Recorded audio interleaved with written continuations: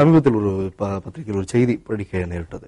அதாவது கடந்த 40 வருடங்களாக உலகத்தில் நடந்த முக்கியமான பிரச்சனைகள், அது நல்லதா இருக்கட்டும் இல்ல மோசமான விஷயங்களா இருக்கட்டும், இது நம்ம ஊடகங்கள் வழியாக மக்களுக்கு சென்றடைவதனால், அது பத்திரிகைகளாகட்டும் எதுவாகட்டும், அதனால எந்த நன்மையும் இல்லை அப்படின்னு ஒரு கருத்து வெளியிட்டிருக்காங்க.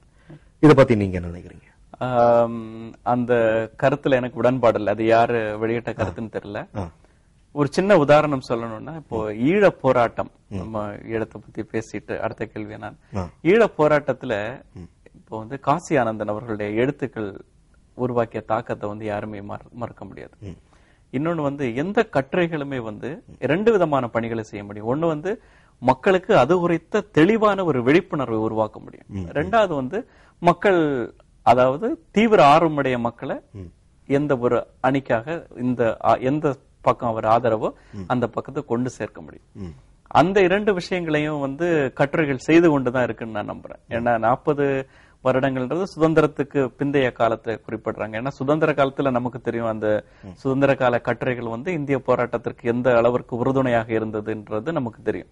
அப்படி இருக்கும்போது திடீரென்னு கட்டுரைகளால பயனே இல்லை அப்படின்ற மாதிரி ஒரு கருத்து வந்திருக்கிறது முழுமையாக ஏற்றுக்கொள்ள முடியாது. வருகை புரிந்து எங்களுடன் இவ்வளவு ஒரு சிறப்பான ஒரு நேர்காணல் கொடுத்தமைக்கு எங்களுடைய மக்கள் தொலைக்காட்சி நிறுவனம் சார்பாக வாழ்த்துக்கள். வணக்கங்கள். வணக்கம்.